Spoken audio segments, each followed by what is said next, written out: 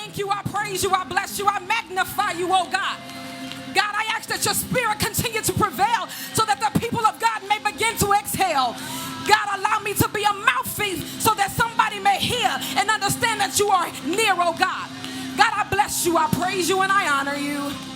I ask these things in your son Jesus' name. May all of the people of God say amen. Amen. Please go with me to the text. Matthew 27, verses 18 through 20. And I promise I shall not be before you long for the sake of time. Amen. Amen. I will be reading from the New King James Version. For he knew that he had handed him over because of envy. For while he was sitting on the judgment seat, his wife sent to him, saying, have nothing to do with this just man, for I have suffered many things today in a dream because of him. But the chief priests and elders persuaded the multitudes that they should ask for Barabbas and destroy Jesus. I want to redirect your attention today to verse 19. For I have suffered many things today in a dream because of him. I went to title this message, Life is But a Dream. God speaks. He calls out to each person on this earth in an attempt to reveal himself. And as Christians, we have accepted the call of God to salvation, the call of God to serve, and the call of God to share his son with a lost and dying world. But God ain't done talking to us yet. He continues his communication to us, through us, his word, by his spirit, through our dreams. The dream of Pilate's wife was unique and divinely inserted into this text on purpose. It was sequential. The book of Matthew does not possess casual writings. Everything happened on purpose. If the dream had been omitted, it would have affected the sequence of the passage. Understand that your dreams are sequential and on purpose. It's one way that God can speak to you, and once manifested, it will speak through you. Amen. Although we do not know the detail of Pilate's wife's dreams, we do know this, that she suffered severely in an attempt to be influential with her husband. She was given revelation on the fact that Jesus was just, and she did not want her husband responsible for his murder. The dream was an uncovering of the truth. It was reviewed but not received. Just as Pilate's wife, we dream under negative circumstances. How many of us are like Pilate, though? And we take heed to vivid warnings. In order for us to begin allowing our dreams to transition from the unconscious to the conscious, we mustn't allow our daily oppositions to have the power to hinder God's purpose. So here are 3 points I want to leave you with that's going to help you with your dream phenomenon. Amen? Number 1, dream through animosity. Verse 18 states that he knew for that they had delivered him because of envy.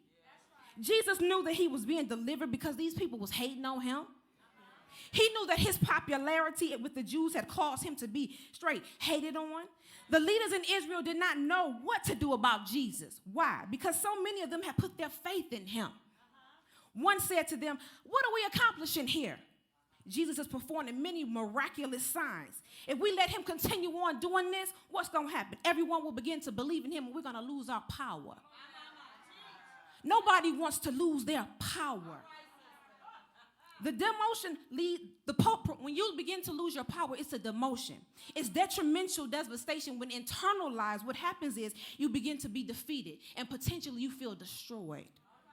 Jesus knew that the crowds that once adored him had him crucified. Jesus knew that the people that once admired him, had persevered him, had spoke out and wanted him crucified.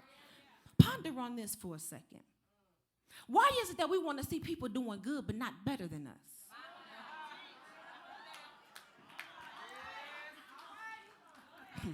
If Jesus only flowed in the miraculous maybe 1 or 2 times, would the people have been hating on him? See, being envious of a person means that you desire to possess the qualities or characteristics of that individual. You see something in them that you want. Being envious of a person is a thing that slaps your spirit and it fights your flesh. You see, how many of your actions today are motivated by envy? Are you able to dream? Are you able to dream? And understand this. As you are able to dream, dreaming through the annihilation, through the envy, make sure that you're not the annihilated, envious one. My second point, dream through the agony. Verse 19 states that Pilate was sitting on the judgment seat. His wife came to him and said, have nothing to do with this good man. I have suffered many things because of this good man. But isn't it amazing how Pilate's wife was able to dream in the midst of straight up foolery? She knew prior to laying her head down on the pillow that she was going to sleep, and she was sleeping in the midst of a mess. But God allowed her to dream. Our day-to-day occurrences sometimes take precedent over our lives and begin to dominate our focus. We become easily sidetracked, making the irrelevant prevalent and the prevalent irrelevant. And for this reason, we have to lay down our bodies and sleep, drifting our minds to a place of unconsciousness, a place where we have no control, a place where God can speak to us clearly through our dreams.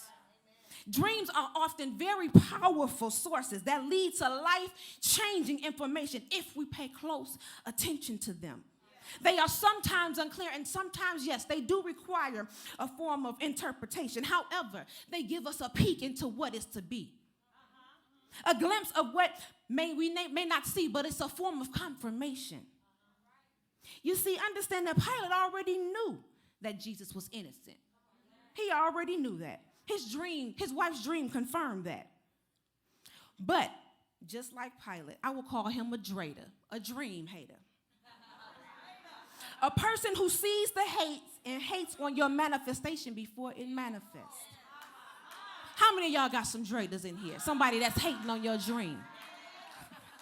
But you understand this, traitors are very important. Why? Because once they hate on you, they begin to expose you. Every time they mention your name and they speak things, every time they say it, they are watering God's dream, his seed in you. So don't be mad when you got them traitors that's hating on you.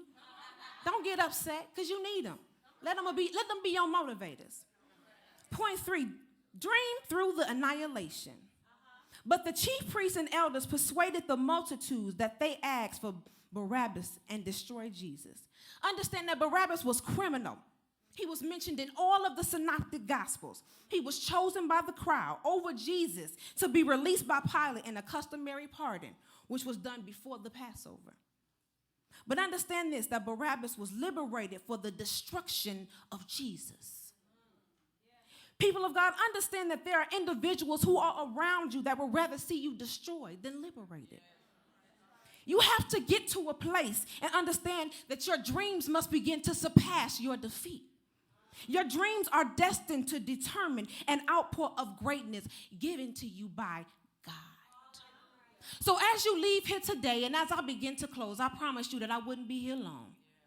I need for you to go home when you get there. Lay your head on the pillow and begin to dream. Dream big. Dream with the confidence, because you know that in Romans 8:32, that God did not spare his son, but gave him for all of us. Dream because there was a great plan of God, a plan conceived before the creation of the world. Dream because it was done for his purpose, for his glory. We are the benefactors, people of God, of God's mercy. For this you are now able to dream through the animosity, dream through them haters, dream through the agony, dream through the annihilation. You can dream because no matter what, jokers gonna hate on you because you are popularity. People are going to hate on you because of who you are. People are going to hate on you because they see your potential. When was the last time that you saw a person hate on you because of you had a nightmare?